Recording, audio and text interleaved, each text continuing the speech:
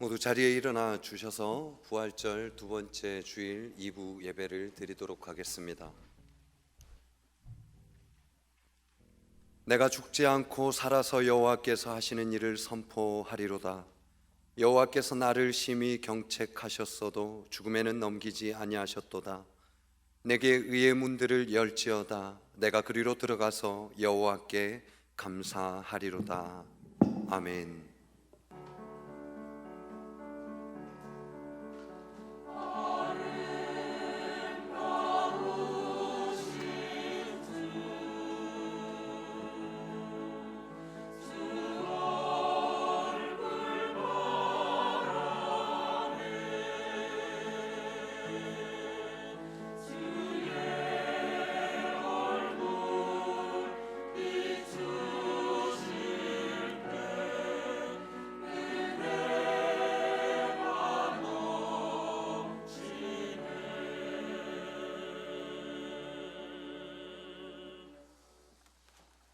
전능하신 하나님 아버지, 부활의 감격 속에 지난 한 주간을 보내게 하시고 오늘 거룩한 주일 저희를 주의 전으로 불러주시니 감사드립니다. 오늘 이곳에 친히 찾아오셔서 부활하신 주님을 믿음으로 고백하게 하시고 그 만남을 통해 우리의 모든 걱정과 근심이 사라지게 하여 주시옵소서. 예수님의 이름으로 기원하옵나이다. 아멘.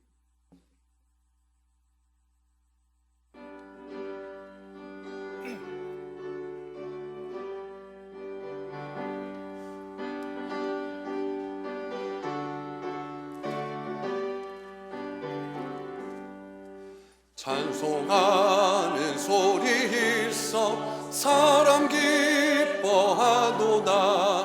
하늘 아버지의 이름 거룩거룩하도다. 세상 사람 찬양하자. 거룩하신 하나님께 할렐루야 할렐루야 할렐루야 아멘. 하나님의 나라 권세 영원토록 있도다. 하나님의 영광 나라 거룩거룩하도다. 하늘 보좌 계신 주님 세상 주관하시도다. 할렐루야 할렐루야 할렐루야 아멘. 하나님의 크신 섭리 그 뜻대로 되도다. 우리 아버지의 뜻은 거룩거룩하도다. 주여 속히 임하셔서 기쁜 날을 주옵소서. 할렐루야 할렐루야 할렐루야 아멘 아멘. 성시교독은 교독문 7번입니다. 여호와여 어느 때까지니까 나를 영원히 잊으시나이까. 나의 영혼이 번민하고 종일토록 마음에 근심하기를 어느 때까지 하오며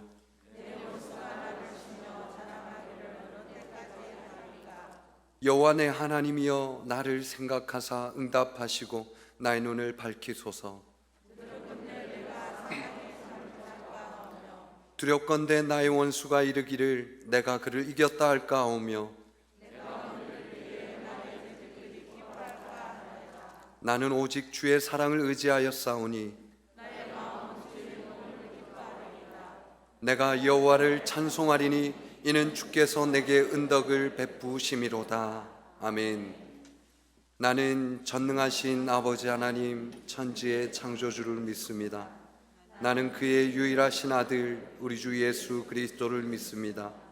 그는 성령으로 잉태되어 동정녀 마리아에게서 나시고 본디오 빌라도에게 고난을 받아 십자가에 못 박혀 죽으시고 장사된 지 사흘 만에 죽은 자 가운데서 다시 살아나셨으며 하늘에 오르시어 전능하신 아버지 하나님 우편에 앉아 계시다가 거기로부터 살아있는 자와 죽은 자를 심판하러 오십니다. 나는 성령을 믿으며 거룩한 공교회와 성도의 교제와 죄를 용서받는 것과 몸의 부활과 영생을 믿습니다. 아멘.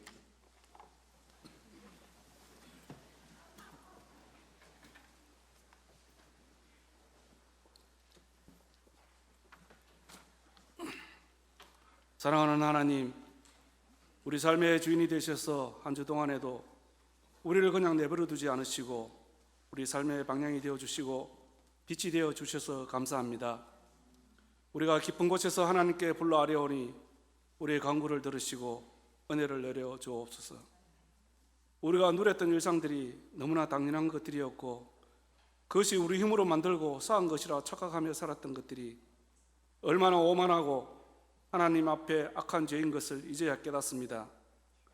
눈에 보이지 않는 작은 미식물로 인하여 온 인류가 두려움과 고통 가운데서 하나님을 바라봅니다. 흙으로 만들어지고 코로 숨쉬는 연약한 피조물임을 우리가 먼저 깨닫고 하나님 앞에 겸손하고 겸허하게 엎드려 하나님의 목소리를 듣게 하옵소서. 창조주 하나님이 바라보는 것을 바라보게 하시고 하나님이 원하시는 일이 무엇인지 깨달아 알고 우리가 그 뜻대로 행하는 믿음을 허락하옵소서. 이 인류가 역병에서 벗어날 수 있도록 자비를 허락하옵소서. 사랑의 하나님, 지난 한 주간 이 나라에 허락하신 정치적인 상황을 우리가 보았습니다. 사명을 받은 자들이 정직하고 헌신하며 겸손히 섬기는 자들이 되게 하여 주옵소서. 그리하여 남북으로 동서로 갈라진 이 땅이 화합하게 하시고 하나님이 보시기에 아름다운 공동체가 되게 하여 주옵소서. 하나님, 우리 교회가 하나님 말씀만을 바라보게 하옵소서. 우리를 둘러싼 번잡한 여러 가지 문제들을 다 내려놓기를 원합니다. 우리를 향하신 하나님의 말씀에 온전히 귀를 기울이기를 원합니다. 기도의 무릎을 통하여 복받는 자가 되게 하시며 헌신을 통해 우리 삶의 풍성한 열매가 맺게 하여 주옵소서. 결혼과 불의의 시간에서 벗어나 하나님 말씀과 죄에 민감하게 반응하게 하시고 하나님이 우리에게 원하는 모습을 갖도록 허락하여 주옵소서. 우리에게 허락하신 사명을 우리가 잘 감당하게 하옵소서. 은혜의 하나님, 우리 교회가 이 지역의 온전한 기도처가 되고 하나님을 찬양하는 귀한 곳이 되게 하옵소서. 지치고 고단한 이 지역의 영혼들이 쉼을 얻고 희망과 기쁨을 얻는 복된 장소가 되게 하옵소서. 하나님을 사랑하고 말씀에 따라 이웃을 사랑하고 주변에 베풀며 사는 것이 우리의 사명임을 우리가 알게 하옵소서. 사랑의 하나님, 우리의 자녀들이 믿음의 용사로 양육되어지기를 원합니다. 아이들을 영혼을 위하여 땀과 눈물로 기도하며 봉사하는 교사들에게 하나님의 은혜와 복이 넘치게 하옵소서. 은혜 하나님, 이 시간 간절한 마음으로 하나님의 자비와 긍휼하심을 간구합니다. 영육간으로 해결할 수 없는 우리의 문제를 가지고 하나님 앞에 엎드립니다. 성령 하나님, 우리에게 말씀을 하옵소서. 문제가 해결되는 은혜를 주시고 위로와 안식을 허락하옵소서. 목사님을 통하여 주시는 말씀으로 우리의 가슴이 뜨거워지게 하시고 감당할 수 없는 영적 감동과 감사가 넘치게 하옵소서. 이 시간 예배를 사모하지만 참석하지 못한 성도들의 안타까운 기도를 하나님께서 들으시고 응답하여 주시고 은혜를 사모하여 모인 성도들에게 한량없는 은혜와 세상을 이길 힘을 주옵소서. 찬양대의 찬양을 하나님 홀로 험량하옵소서. 예수님의 이름으로 기도드립니다. 아멘.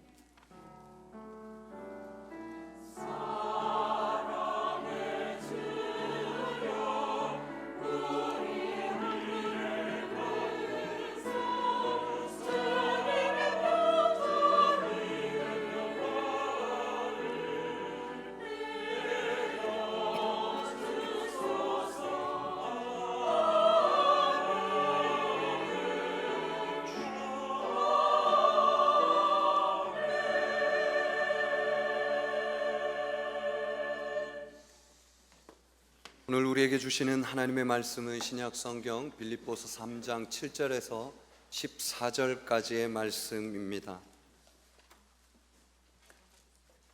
이제 하나님의 말씀을 봉독하겠습니다. 하나님의 말씀입니다. 그러나 무엇이든지 내게 유익하던 것을 내가 그리스도를 위하여 다 해로 여길 뿐더러 또한 모든 것을 해로 여김은 내 주 그리스도 예수를 아는 지식이 가장 고상하기 때문이라. 내가 그를 위하여 모든 것을 잃어버리고 배설물로 여김은 그리스도를 얻고 그 안에서 발견되려 함이니 내가 가진 의는 율법에서 난 것이 아니요 오직 그리스도를 믿음으로 말미암은 것이니 곧 믿음으로 하나님께로부터 난 의라. 내가 그리스도와 그 부활의 권능과 그 고난에 참여함을 알고자 하여 그의 죽으심을 본받아 어떻게 해서든지 죽은 자 가운데서 부활에 이르려 하노니 내가 이미 얻었다 함도 아니요 온전히 이루었다 함도 아니라 오직 내가 그리스도 예수께 잡힌 바 된 그것을 잡으려고 달려가노라. 형제들아, 나는 아직 내가 잡은 줄로 여기지 아니하고 오직 한 일, 즉 뒤에 있는 것은 잊어버리고 앞에 있는 것을 잡으려고 표대를 향하여 그리스도 예수 안에서 하나님이 위에서 부르신 부름의 상을 위하여 달려가노라. 아멘.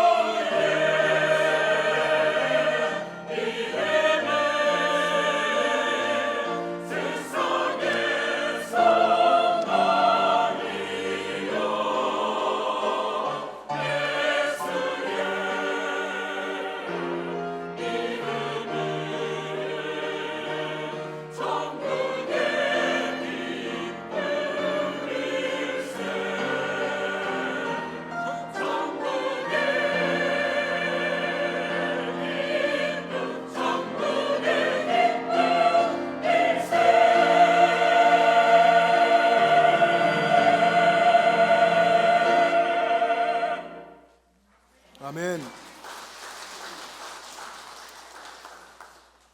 이 시간 예배당에 나와 예배하는 여러분들, 그리고 영상 예배를 드리고 계시는 우리 영천제일의 모든 가족들에게 하나님의 보호하심과 은혜가 함께 하시기를 축복합니다. 우리가 다 죄인이죠. 죄인이었고 죄로 죽은 하나님 앞에서 아무것도 아닌 그런 존재들이었는데 주님께서 십자가에서 죽으시고 부활하셔서 우리를 살려주셨습니다. 그 주님의 은혜에 더욱 감사하게 되고 또 그 주님을 더욱 사랑하게 되는 여러분 되시기를 주님의 이름으로 축복합니다. 여러분, 반전이라는 것 아시죠? 반전이라고 하는 것을 여러분 좋아하십니까? 반전 있는 드라마 좋아하시죠? 요즘 드라마가 뻔하면 시청률 떨어지고 재미도 없죠. 반전 있는 드라마, 반전이 있는 영화, 반전에 반전을 거듭하는 그런 스토리, 대개 사람들이 좋아합니다. 또 어떤 경우 사람들을 만나보면 겉보기로 멀리서 볼 때, 실제로 만나서 볼 때의 다른 반전 있는 매력이 있는 사람들이 있습니다. 요즘같이 이렇게 어려운 세상에서 반전을 꿈꾸는 사람들이 많이 있습니다. 반전을 꿈꾸던 한 사람의 이야기를 여러분에게 짧게 들려드리려고 하는데요. 이 사람은 가난한 집에서 태어나서 고생을 참 많이 했습니다. 게다가 남자가 아닌 여자로 태어나서 더 많은 고생을 하고 서러움을 겪고 괄시를 받으며 그렇게 살아왔는데, 그래서 인생 속에서 그는 내가 돈을 많이 벌어서 성공하고 부자가 돼서 인정받을 거다, 그런 인생의 반전을 이루겠다라고 꿈꾸며 살았습니다. 돈 많이 벌고 부자 되고 인정받는 것이 내 인생 최고의 반전이라고 생각하면서 그렇게 살았습니다. 그 반전을 이루어내려고 온갖 서러움을 당하면서 모든 일들을 다 하면서 얼마나 정말 억척같이 살았겠습니까? 정말로 안 해본 일이 없이 다 일을 하며 그렇게 살았고, 그분의 이름을 이야기하면 지금 여기 계신 많은 분들이 알만한 그런 중견 유명한 연예인이 되었습니다. 지금은 이제 그가 고백하기를, 내가 과거에 그런 생각을 가지고 그런 인생의 반전을 꿈꾸며 살았던 것, 그 삶이 얼마나 어리석었고 어리석은 생각을 했던 것인가 라고 고백합니다. 인생 속에서 예수님을 만났고요, 예수님을 만나고 하나님 말씀을 궁금해하면서 하나님 말씀을 읽으면서 그 말씀 속에서 예수님 만나고 삶의 목적이 변했고, 내가 그토록 인생에서 꿈꾸던 정말 그 인생의 반전을 예수님 만나고서 이루었다고, 예수님이 내 인생의 반전을 주셨다, 최고의 반전을 주셨다라고 자신 있게 고백하는 신앙의 사람이 됐습니다. 사람들은 실패와 성공과 실패라고 하는 그런 관점으로 인생을 바라봅니다.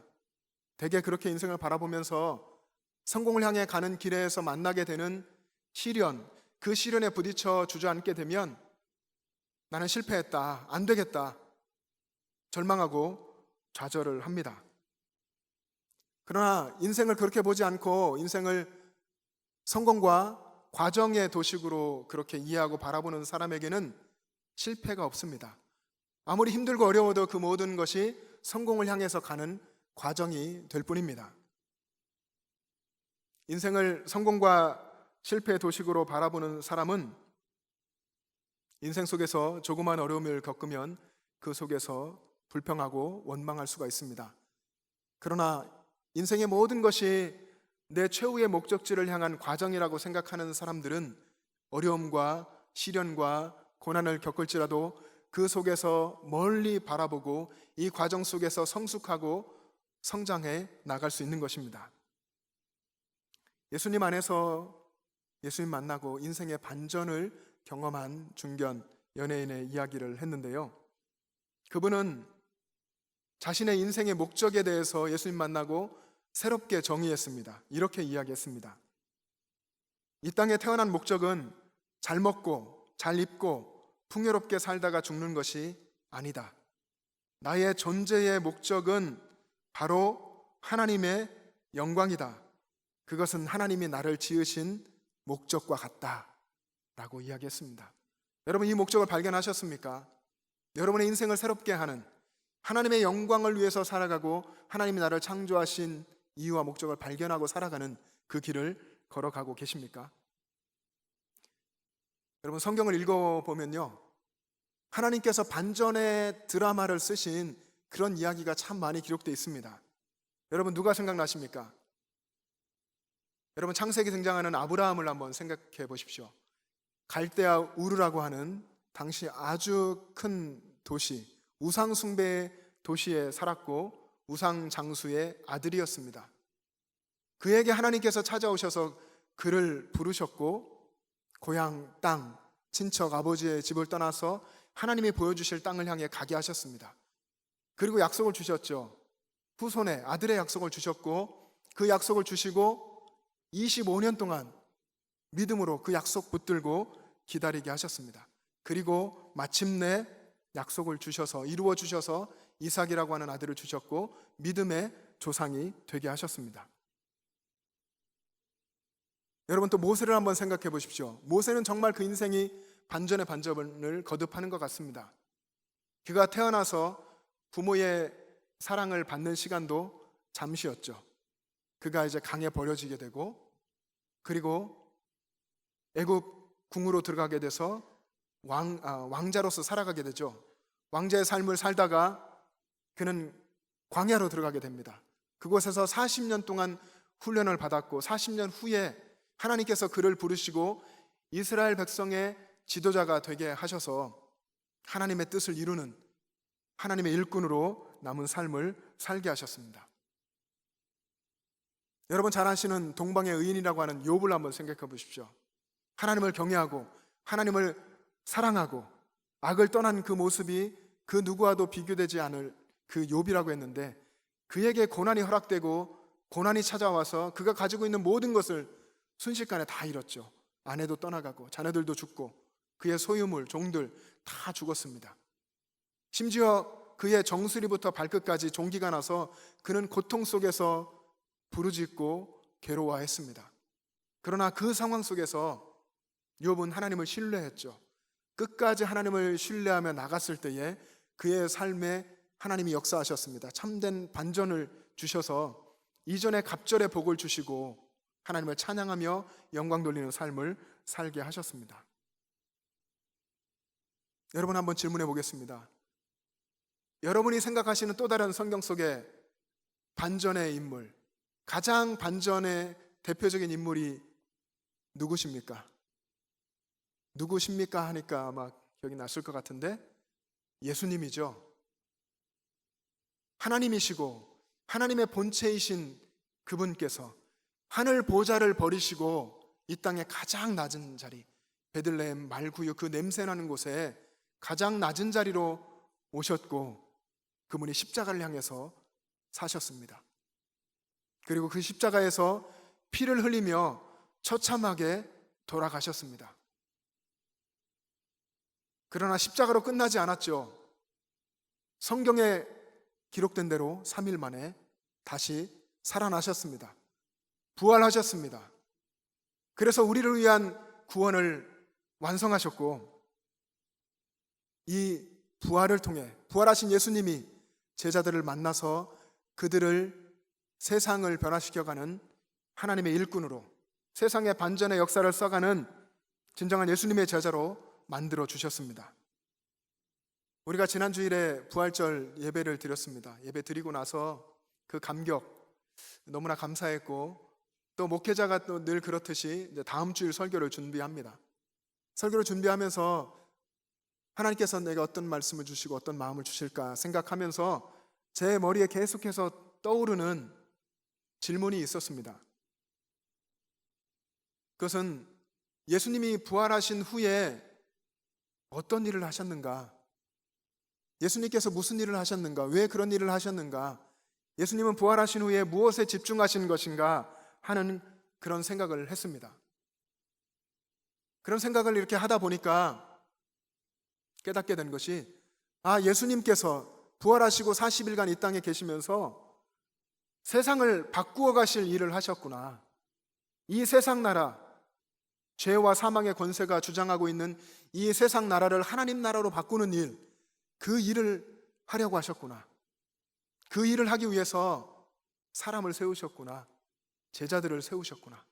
제자들을 만나서 그들을 변화시키시고 그들에게 사명을 주시고 그들이 세상을 바꾸어가는 일꾼 되게 하나님께서 만드셨구나, 이 세상을 반전시키는 이 꿈을 꾸시고 일하셨구나 하는 것을 깨닫게 됐습니다. 세상에서 다 각양 이제 직업이 있는데요, 어떤 한 분이 기자로서 25년 동안 살아갔습니다. 기자들의 꿈이 그렇다고 해요.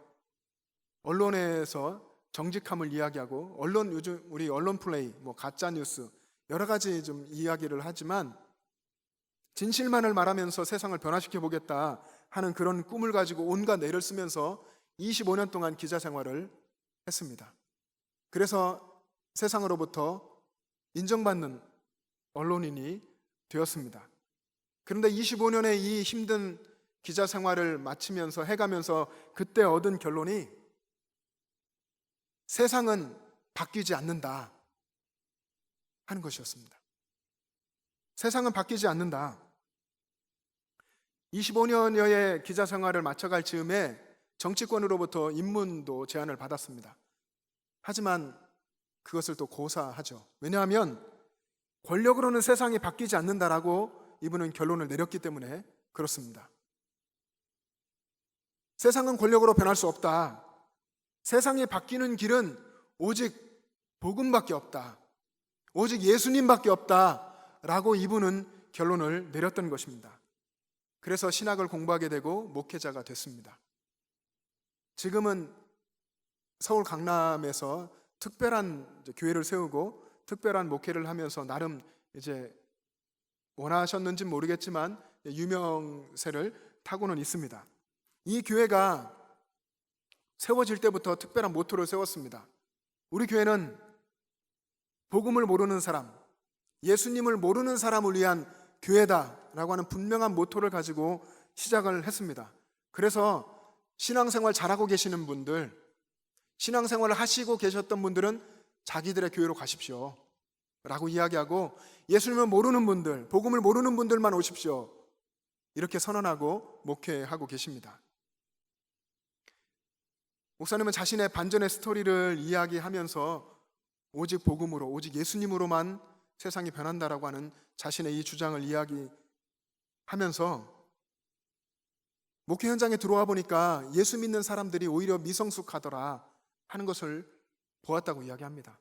성숙해야 될 그리스도인들이 성숙하지 않고 여전히 미숙하고, 그래서 이 그리스도인들이 진짜로 어른이 되고 정말 신앙인다운 신앙인이 될 때에 세상을 변화시킬 수 있다라고 이야기를 했습니다.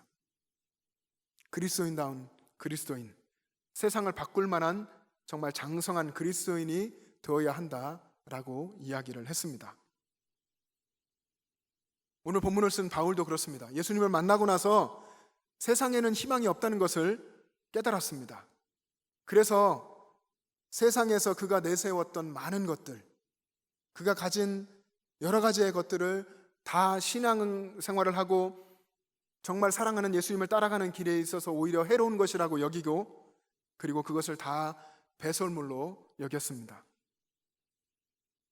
그러면서 그가 그리스도인들을 잡으려고 다메섹으로 가던 그 도상에서 만나주신 예수님, 하늘에서 호련히 빛이 비추고 그가 눈이 멀고 그가 끌려서 다메섹으로 가게 되고 거기서 예수님을 만나게 되었던 그의 드라마 같은 그 반전의 이야기, 그리고 그 이후에 겪게 된 수많은 고난과 역경들을 겪으면서 그 속에서 주님께서 사명 주시고 세워주신 그 인생의 표대를 향해서 걸어가게 하셨던 그 역동적인 신앙의 삶을 결코 포기하지 않고 끝까지 걸어갔습니다.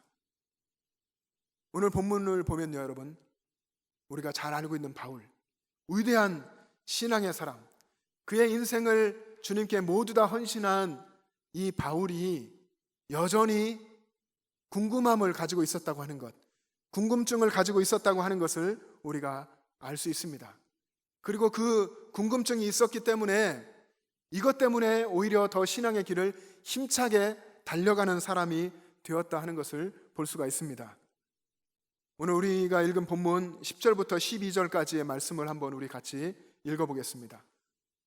여러분 성경을 보시면서 또 자막을 보시면서 10절부터 12절까지 같이 읽겠습니다. 시작.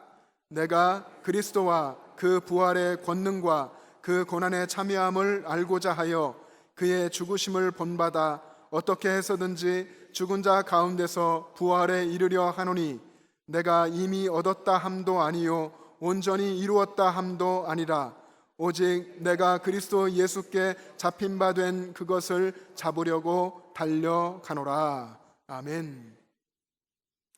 바울이 내가 예수님 안에서 죽었다, 예수님이 나를 살려주신 그 순간 나는 예수님이 달린 그 십자가에 달려서 나는 죽었고 예수님으로 다시 산다 라고 말하면서 주님께서 세워주신 그 표대를 향해서 달려갔습니다. 그런 인생을 살아가면서 그가 궁금한 것이 있었습니다. 그게 바로 우리가 읽은 10절의 말씀인데 내가 그리스도와 그 부활의 권능과 그 고난의 참여함을 알고자 하여 그의 죽으심을 본받아 산다 이야기합니다. 그리스도, 나를 위해서 죽으신 그분, 나를 위해서 물과 피를 다 쏟으시고 생명을 내어주셔서 살려주시고 나를 만나주신 그분이 누구신가? 내게 사명을 주셔서 내 인생을 완전히 바꾸어서 완전히 다른 인생을 살게 하신 그분은 누구신가 하는 이 궁금증을 가지고 있었던 것입니다. 부활의 권능, 죽은 자를 살리시는 그 하나님의 권능이 무엇인가? 그 권능에 붙들려 사는 것이 무엇인가? 그 권능이 나를 사로잡고 내 삶에 임재하시고 이끌어 가시는데 이 권능이 과연 무엇인가? 온 인류를 구원하고 나를 살려주신 이 부활의 권능이 무엇인가 하는 궁금증을 가지고 있었습니다. 주님을 따라가는 그 신앙의 길에서 겪게 되는 고난, 그 고난을 예수님이 주신 고난이라고 생각하고 고난에 참여하는 것, 신앙인의 이 고난에 참여함이 무엇인가 하는 궁금증을 가지고 있었습니다. 믿음의 많은 선진들이 살아갔던 그 고난의 삶, 사명의 길에서 걷게 되는 그 고난이 무엇인가 하는 궁금함을 바울이 늘 가지고 있었던 것입니다.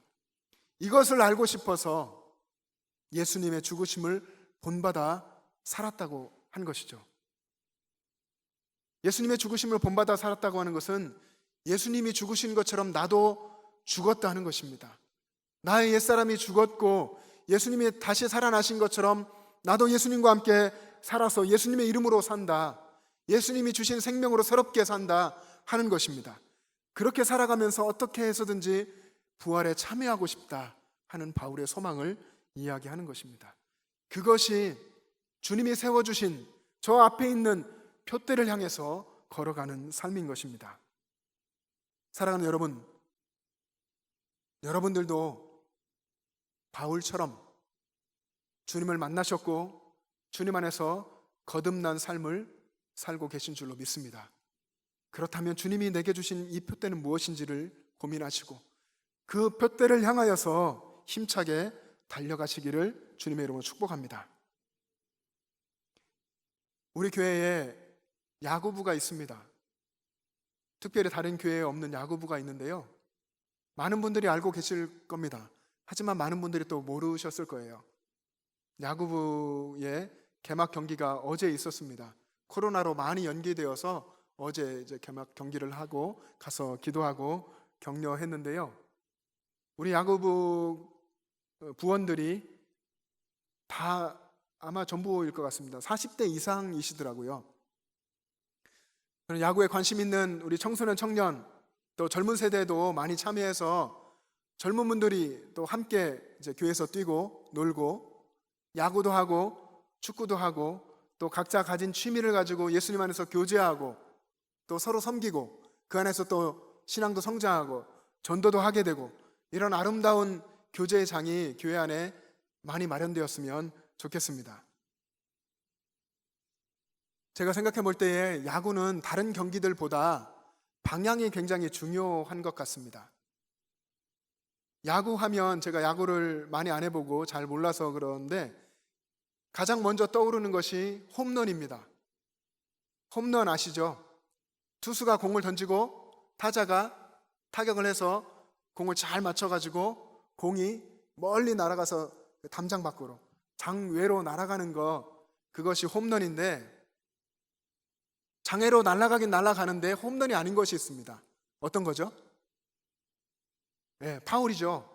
정해진 그 범위, 그 방향을 벗어나면 아무리 멀리 나가도, 경기장 밖으로 아주 나가더라도 그것은 홈런이 아니고 파울입니다.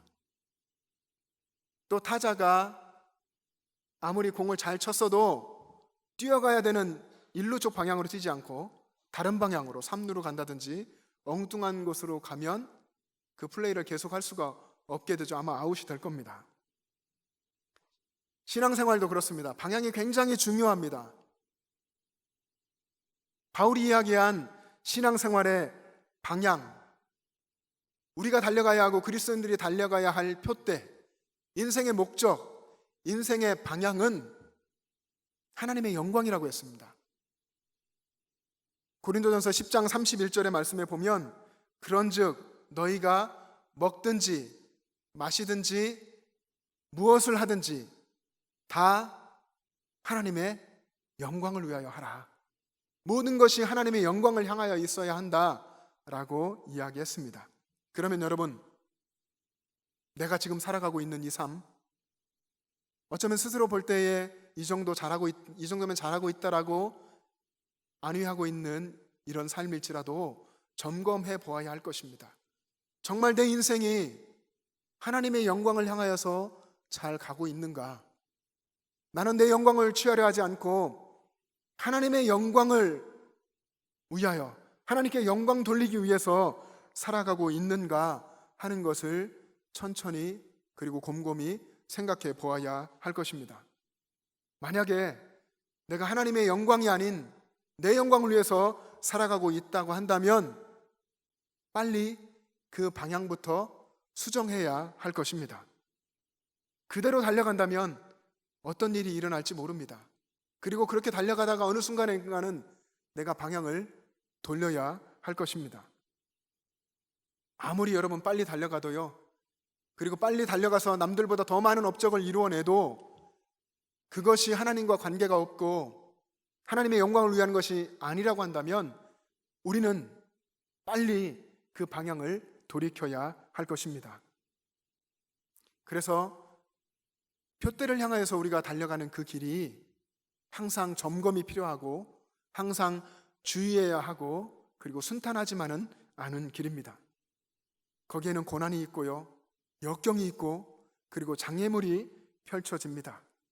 그래서 때로 십자가 같이 그렇게 어려운 고난의 길일 수 있습니다. 그럴 때에 우리에게 중요한 것은 이때 내가 어떻게 생각하고 어떻게 행동해 나아가느냐 하는 것입니다. 유명한 심리학자 아브라함 매슬로우가 한 연구를 했습니다. 어떤 연구를 했냐면 세상에서 소위 말하는 성공을 한 위대한 사람들, 이 사람들에게 공통점이 무엇일까 하는 것을 연구했습니다. 그 연구를 하고 얻은 결론이 사람이 위대하다 하는 것은 그가 인생을 살아오면서 고난을 만날 텐데 그 고난과 싸우는 것, 그리고 그 고난과 싸우면서 얼마나 많이 이겨냈느냐 하는 것에 비례한다라고 이야기했습니다. 고난을 만나면 싸우려고 하지 않는 사람도 있습니다.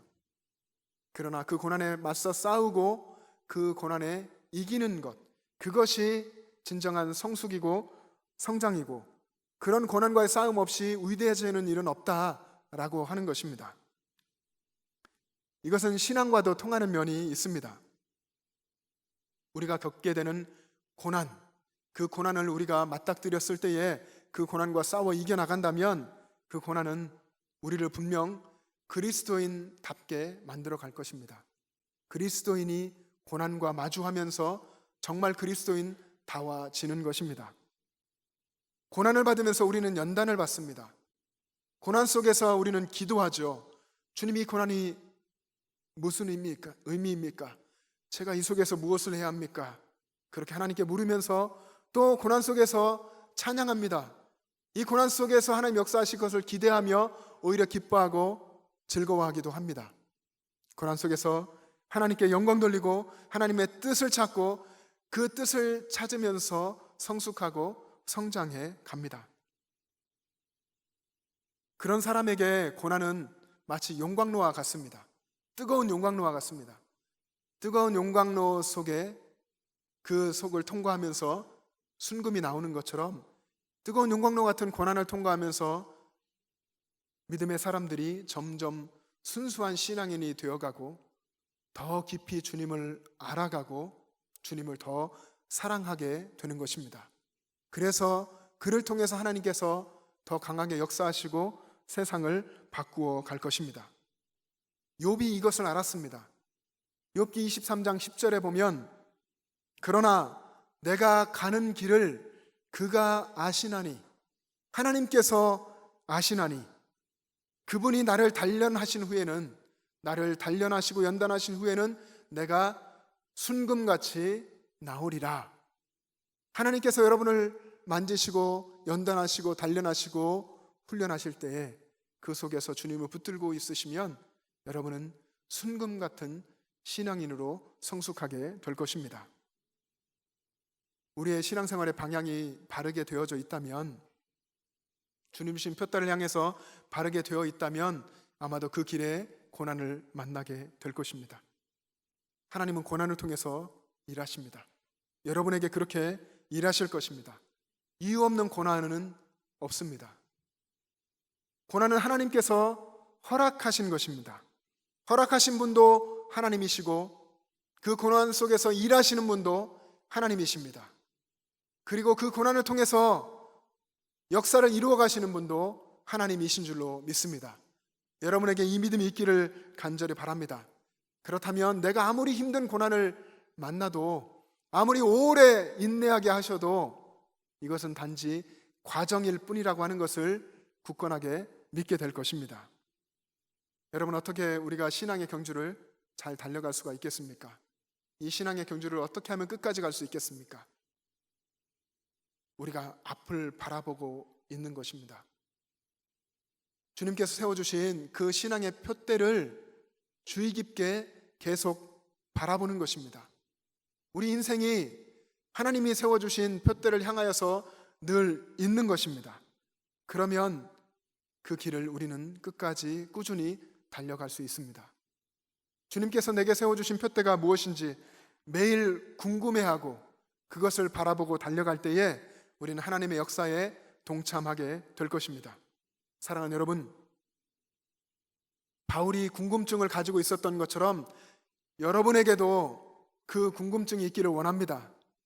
매일매일 예수님이 누구인지, 그리스도가 누구신지, 나를 살려주시고 내 삶에 역사하시는 부활의 권능이 무엇인지, 내가 힘들고 어려운 삶을 살아가지만 이 삶의 의미가 무엇인지, 고난에 참여하는 의미가 무엇인지에 대해서 고민하고, 그래서 예수 그리스도를 더 사랑하게 되고 부활의 권능의 임재함 가운데 살아가고 고난을 뚫고 나아갈 수 있는 여러분의 삶이 되기를 간절히 바랍니다. 부활하신 예수님께서 여러분을 만나주셨죠. 예수님이 여러분을 만나주신 이유가 있습니다.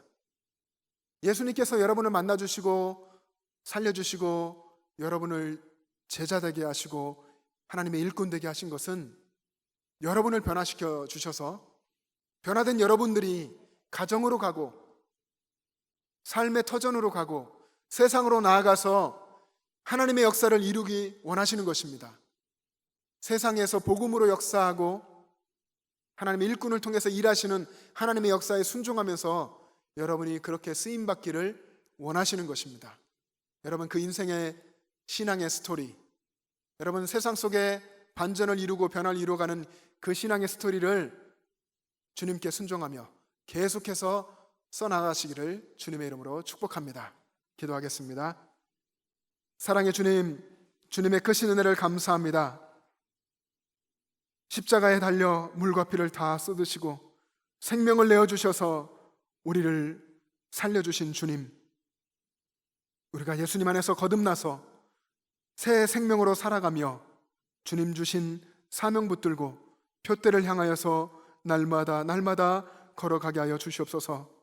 나를 살려주신 예수님이 누구이신지, 그분이 왜 나를 그렇게 사랑하셨는지, 그 부활의 권능이 무엇인지, 내 앞에 펼쳐진 힘든 이 고난은 무엇인지 늘 고민하면서 신앙으로 주님 붙잡고 이겨갈 수 있는 우리 모두가 되게 하여 주시옵소서.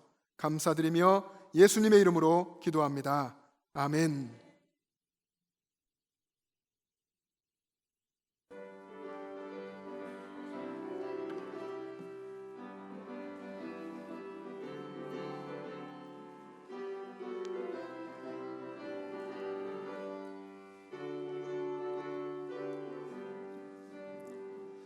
우리들이 싸울 것은 혈기 아니요, 우리들이 싸울 것은 육체 아니요, 마귀 권세 맞서 싸워 깨쳐버리고 죽을 영혼 살 것일세.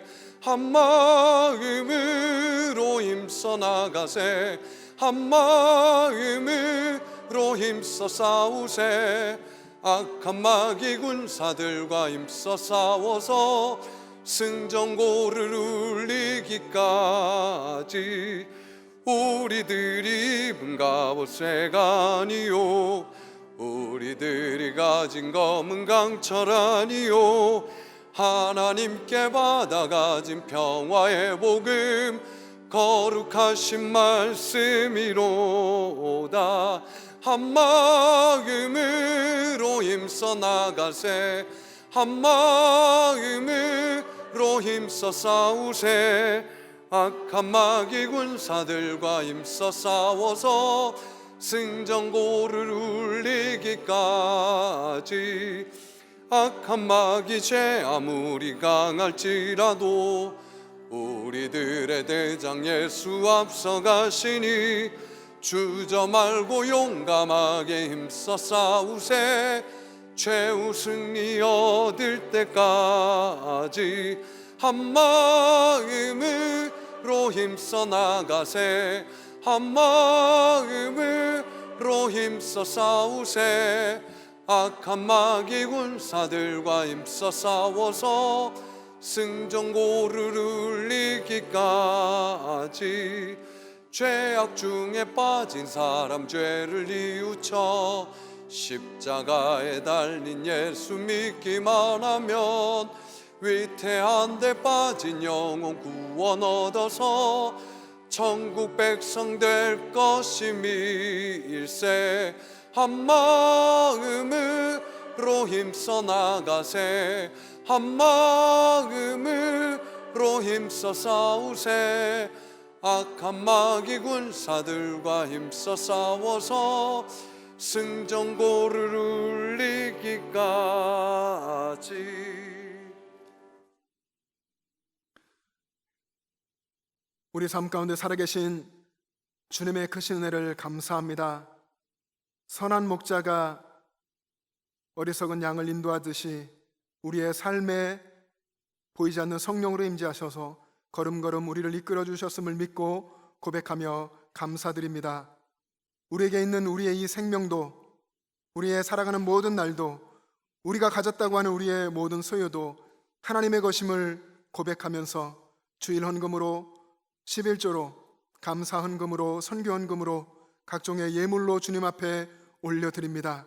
또한 우리가 온 마음과 뜻과 힘을 다하여 주님 앞에 예배자로 섭니다. 주님, 우리의 예물과 우리의 삶을 받으셔서 하나님 나라, 하나님의 영광을 이 땅 가운데 이루어 주시옵소서. 우리 가운데 연약한 이들 한 분 한 분, 가난 속에서 고통받고 있는 이들, 몸의 질병으로 괴로워하는 이들, 마음의 아픔과 상처가 있는 이들, 하나님이 긍휼히 여겨 주시옵시고 성령으로 찾아가 위로하여 주시고 치료하는 광선을 비추어 주시기를 원합니다. 예수 그리스도 안에서 다시 살고 예수 그리스도 안에서 삶이 더욱 강건하여지고 하나님께 영광 돌리는 삶이 될 수 있도록 은혜 더하여 주시옵소서. 모든 것 주님께 감사드리오며 거룩하신 예수님의 이름으로 봉헌 기도 드리옵나이다. 아멘.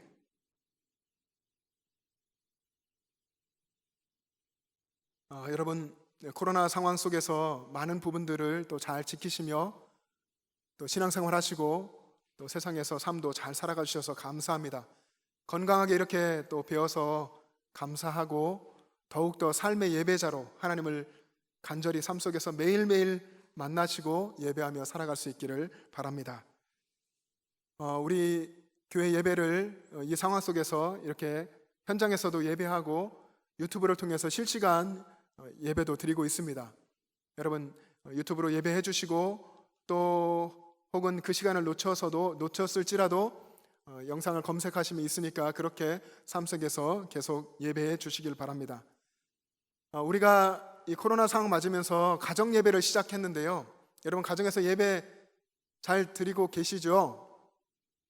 또 잘 드리실 것이라 믿습니다. 앞으로도 저는 우리 한국교회가 살아가는 길도 살아나는 길도 또 우리 영천제일의 모든 가족들이 정말 믿음 안에서 살아가는 그 비결도 중요한 것이 가정 예배라고 생각합니다.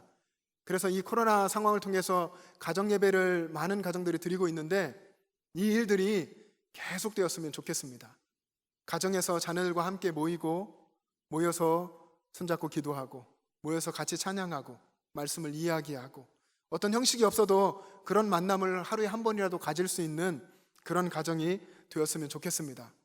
그래서 이런 소망을 가지고 이런 부분을 격려하고 우리 교회가 계속 그렇게 되길 원해서 여러분 주보에 있는 것처럼 가정예배 사진 영상 콘테스트를 시작했습니다.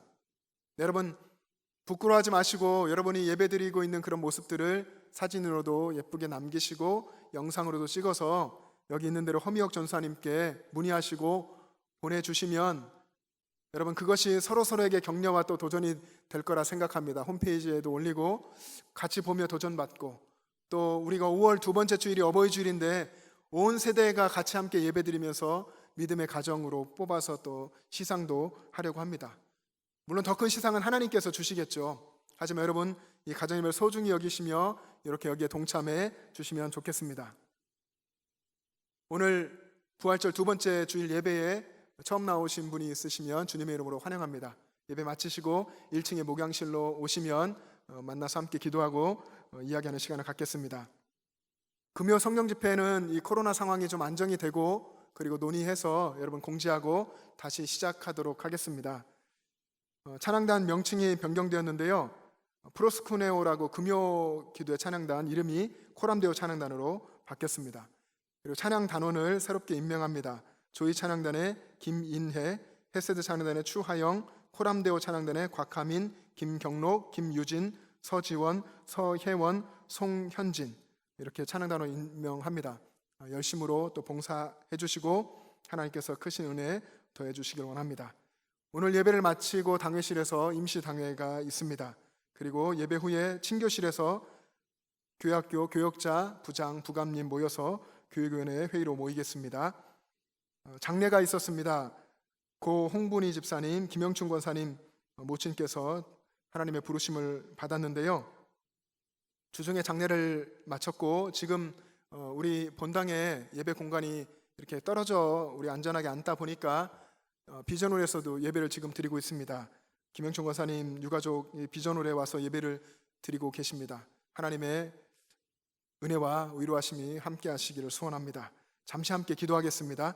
하나님 아버지, 장례를 당하신 우리 김영춘 권사님 그 모든 유가족 가운데 주의 성령께서 함께하여 주셔서 하나님 나라 복음의 놀라운 역사가 있게 하여 주시옵소서. 고인의 가족들이 모두가 다 예수님을 만나고 함께 신앙의 길을 걸어갈 수 있도록 하나님의 밀이 땅에 떨어져 놀라운 열매가 맺혀지고 복음의 역사가 있는 것처럼 이 가정이 그렇게 하나님의 축복을 받게 하여 주시옵소서. 감사드리며 예수님의 이름으로 기도합니다. 아멘. 그리고 장례 소식이 하나 더 있습니다. 지금 현재 장례 중에 있는데요. 청구 2구역의 진태순 성도님 아버님이 하나님의 부르심을 받았습니다. 저희가 내일 발인 예배에 참여하려고 하는데요. 장소가 좀 멉니다. 부산에 장례식장이 있어서 새벽 예배를 마치고 6시에 우리 교역자들 중심으로 다녀오도록 하겠습니다. 우리 성도님 아버님이 뇌경색으로 갑작스럽게 돌아가셨습니다. 많은 슬픔이 있을 것이고 또 그 가정의 아이도 우리 아동부에 나오고 가정이 이제 신앙생활을 잘하고 계셨는데 여러분 생각하시며 또 하나님의 위로를 같은 마음을 가지고 기도해 주시기를 바랍니다.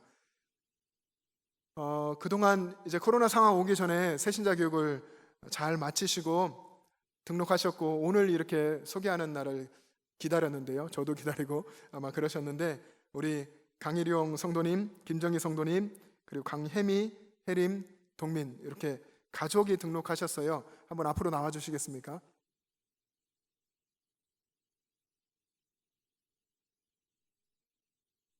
두 분께서는 신실하게 신앙생활을 해주시고 또 가까운 교회 근처 이제 교회의 장로님으로 권사님으로 또 섬기시고 우리 자녀들이 셋인데요. 우리 둘째 자녀는 축구 선수입니다.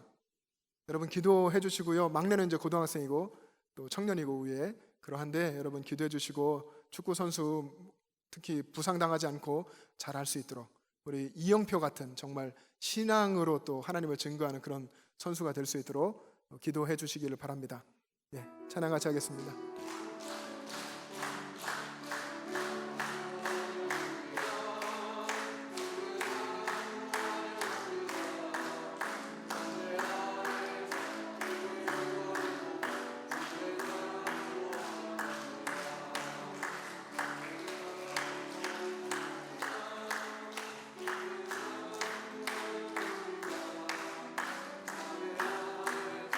주의 영광을 보내 주의 사랑으로 환영합니다. 네, 잠깐만 제가 기도하겠습니다. 사랑의 주님, 우리의 삶을 섭리하시고 인도하시는 하나님 아버지, 귀한 가정을 저희 영천제일교회에 보내주셔서 감사합니다. 하나님 아버지, 우리가 함께 지체되었음을 기뻐하면서 서로를 축복하고 축하하고 사랑하며 살게 하여 주시옵소서. 이 가정 우리 교회에 와서 주님의 새롭고도 깊은 은혜를 더욱 날마다 체험할 수 있도록 크신 은혜 더하여 주시옵소서. 감사드리며 예수님의 이름으로 기도합니다. 아멘. 다시 한번 인사하실 때 크게 박수 주시기 바랍니다.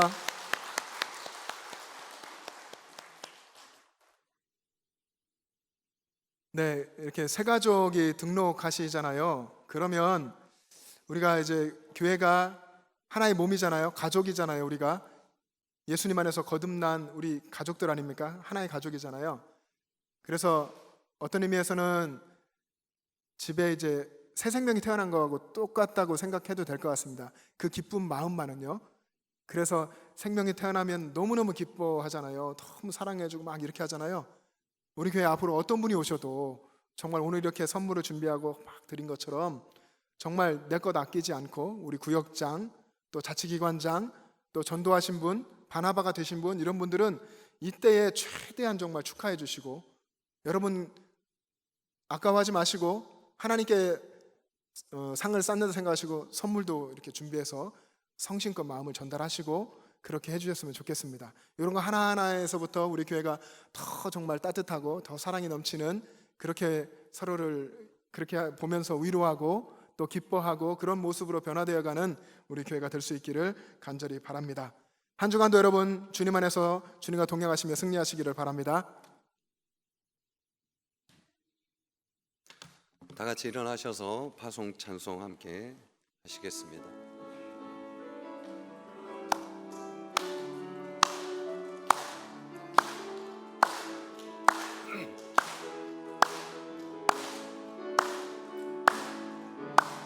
형제 자매여 참된 행복을 찾거든 예수님을 만나보세요.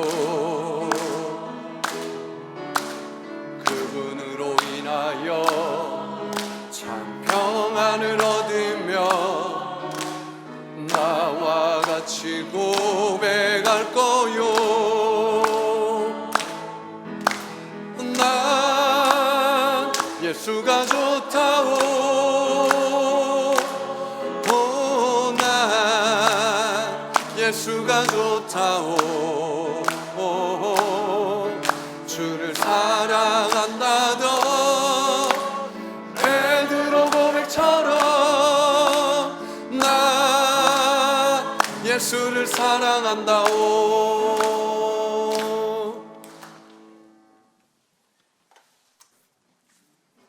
이제는 우리 구주 예수 그리스도의 은혜와 하나님 아버지의 영원하신 사랑하심과 우리의 삶에 함께 하시며 하나님 나라 천국으로 이끄시는 성령님의 교통하심과 충만하심이 주님께서 세워주신 표대를 향하여서 끊임없이 달려가기로 소원하는 영천제일의 모든 가족들과 그 가정과 일터 위에 이 나라와 민족과 세계 열방 위에 지금부터 영원토록 함께 계시기를 간절히 축원하옵나이다.